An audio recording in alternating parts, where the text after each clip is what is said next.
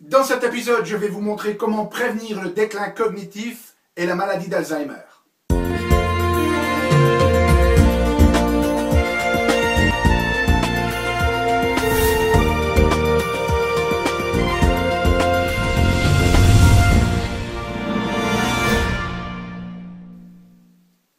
Parce que la vie est bien trop magique pour être petite et que nous avons tous besoin d'une prescription pour grandir en conscience. Bonjour, je suis le Dr Yannick Pauly. Bienvenue à un nouvel épisode d'une grande vie. Et vous le savez, dans ces épisodes, chaque semaine, nous explorons des stratégies pratiques pour grandir en conscience, qu'elles soient d'ordre physique, émotionnel, psychologique ou spirituel, parce que c'est cette conscience qui est au cœur d'une vie pleinement vécue et de notre évolution en tant qu'être humain. Alors, dans cet épisode ici, j'aimerais vous parler de l'importance de notre cerveau.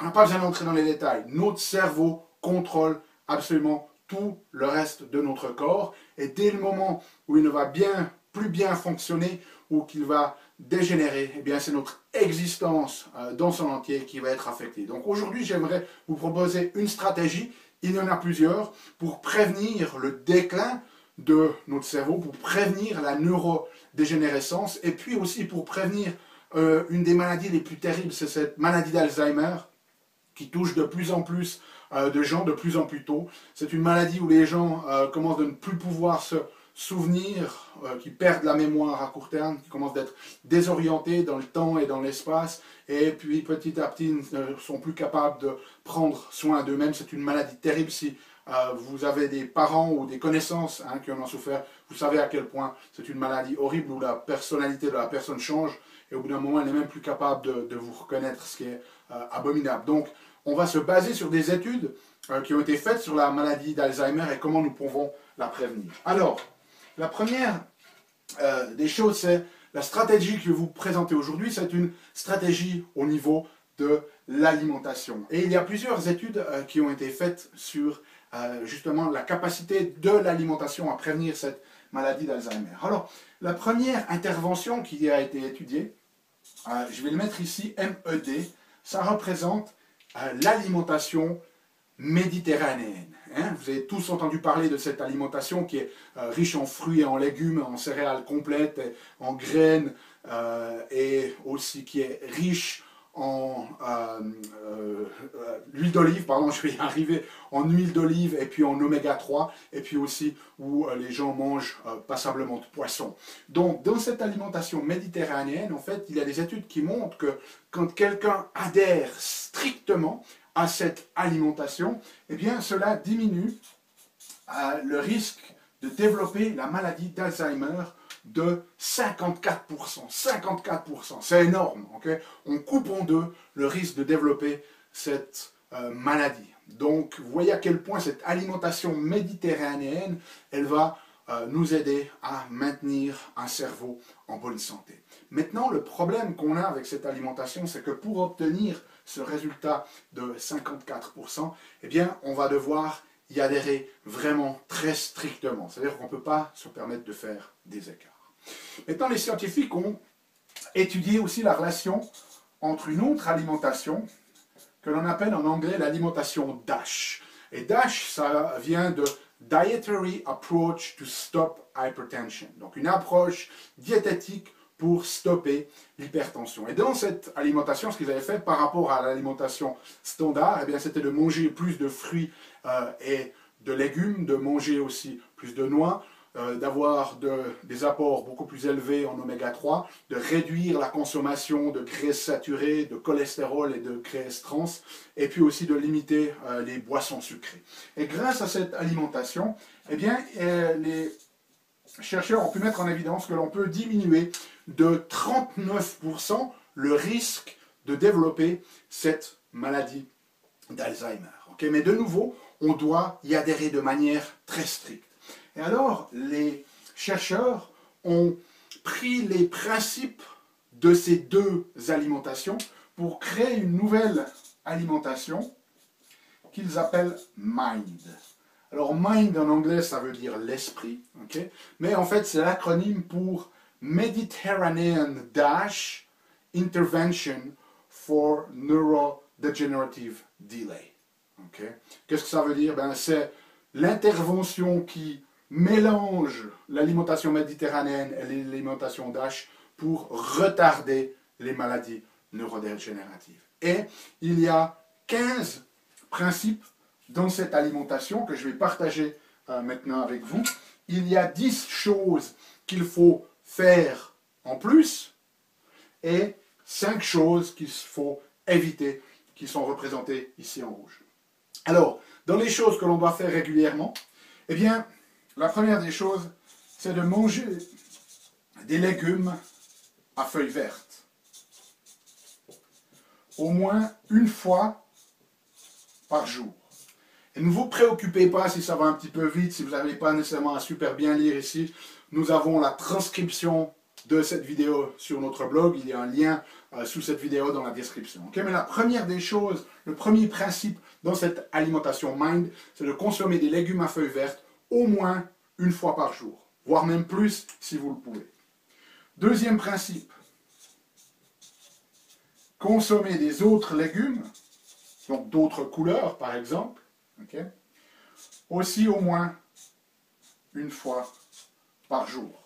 Donc ça peut être des carottes, ça peut être du chou-fleur, etc.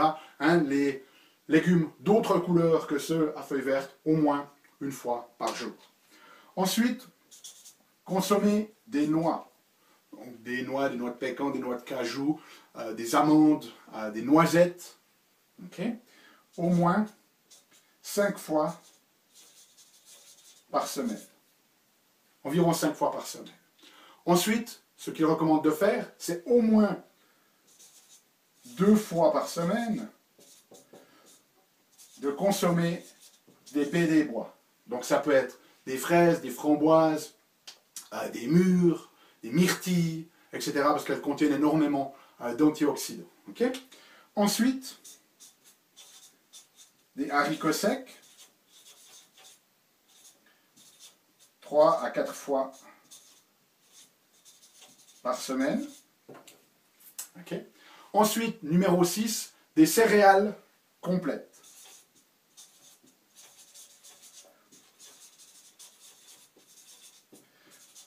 Trois fois par jour. Hop, 3 fois par jour. Alors là, personnellement, je vous explique ce que c'est que cette alimentation. Là, moi, je mettrai un caveat. Parce que si vous avez des intolérances au gluten, par exemple, okay, si vous avez des problèmes de régulation du sucre dans le sang, et on sait que ça c'est très très important maintenant, il y a des études qui montrent que chez 100% des personnes qui ont la maladie d'Alzheimer, on trouve des troubles, ou ce qu'on appelle de la dysglycémie, au niveau cérébral. Il y a certains chercheurs qui appellent en fait la maladie d'Alzheimer un diabète de type 3. Okay, et on sait que ces céréales complètes, ça peut vraiment amener à des dysglycémies. Donc là, ça serait à prendre, si vous voulez, cette recommandation-là avec des pincettes. Mais voilà ce qu'il recommande dans le MIND, donc 3 fois par jour. Ensuite, du poisson, au moins une fois par semaine. 8e principe, manger de la volaille. Ça peut être du poulet, ça peut être de la dinde, hein, des viandes blanches, si vous voulez. 2 fois par semaine. En 9e recommandation, l'huile d'olive. Donc, utilisez l'huile d'olive comme huile principale. J'écris pas terrible aujourd'hui, mais de nouveau, je crois que vous comprenez le concept. Et puis on a, comme je l'ai dit, la transcription sur le blog. Et puis, un verre de vin rouge. Un verre par jour. Okay. Voilà, c'est ce qu'ils nous disent de faire. Donc, dans cette alimentation MIND, dans l'étude qu'ils ont faite, c'était les recommandations à suivre. Voilà ce qu'il fallait faire pour ce qu'il fallait amener, si vous voulez, dans cette alimentation. Et puis ensuite, eh bien, dans ce qu'il fallait éliminer ou mettre de côté ou faire attention, c'était la viande rouge,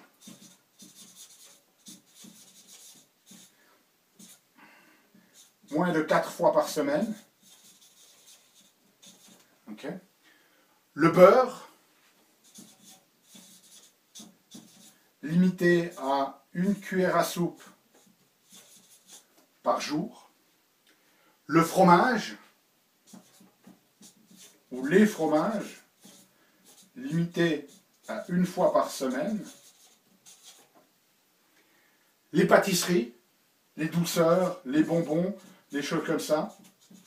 Pâtisserie, à éviter complètement. Et puis finalement, dans les choses à faire attention, eh bien c'est les aliments frits ou la malbouffe, hein, l'alimentation rapide, McDonald's et ces choses-là. Moins d'une fois par semaine. Ça veut dire peut-être une fois tous les 2 semaines. Ok? Juste à des repas. Donc voici les principes. Alors ce qui est phénoménal, c'est qu'ils ont découvert que les gens qui adhèrent à ces nouveaux principes alimentaires, eh bien, ils étaient capables de réduire le risque de la maladie d'Alzheimer de 53%. Okay, les gens qui suivaient strictement ces principes. Alors vous allez me dire, ouais, mais en quoi c'est différent alors des résultats de l'alimentation méditerranéenne? Eh bien, ce qui est très intéressant pour nous dans cette alimentation Mind, c'est que si vous voulez obtenir des résultats ici de l'alimentation méditerranéenne, vous devez y adhérer strictement. Si vous n'y adhérez pas strictement, même si vous y adhérez modérément, ben, ça va n'avoir aucun résultat de prévention. Même chose pour l'alimentation DASH. Si vous n'y adhérez pas strictement, que vous y adhérez qu'un petit peu, aucun résultat. Par contre, pour cette alimentation Mind, si vous y adhérez strictement, même résultat que l'alimentation méditerranéenne, par contre, si vous n'y adhérez pas strictement, mais que vous y adhérez modérément, eh bien vous avez toujours des bénéfices. Cela vous protège à 35%. Et c'est ça qui est très très intéressant dans cette alimentation-là. L'idéal, c'est de la suivre le plus strictement possible, mais si vous n'y arrivez pas, vous aurez quand même toujours des bénéfices. Alors que dans les 2 autres alimentations, si vous n'y adhérez pas strictement, vous n'allez pas avoir de bénéfices. Okay? Donc, réécoutez une fois la vidéo ou lisez la transcription sur notre blog pour les principes, mettez-les en place. Ce n'est pas seulement bon pour prévenir la maladie d'Alzheimer. La raison pour laquelle j'ai pris cette maladie d'Alzheimer, c'est que si on est capable de prévenir une maladie aussi terrible, vous imaginez l'impact que ce style de vie alimentaire va avoir sur la performance de votre cerveau. Et comme la performance de votre cerveau détermine tout le reste de votre vie, eh bien, je crois que c'est un super investissement qui finalement ne nous coûte pas plus que ce que l'on mange typiquement. Okay? Donc, prenez ces principes, appliquez-les, mettez-les en place, laissez-moi savoir comment ça marche sur vous dans les commentaires, et nous on se retrouve dans une semaine pour une nouvelle vidéo. D'ici là, émerveillez-vous, aimez la vie et contribuez chaque jour un petit peu plus.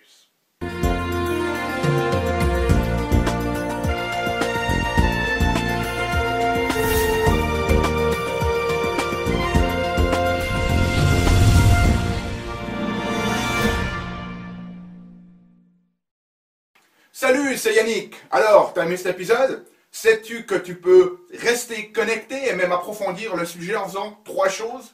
La première, tu peux t'inscrire à mon compte YouTube. De cette manière, tu seras informé des prochains épisodes.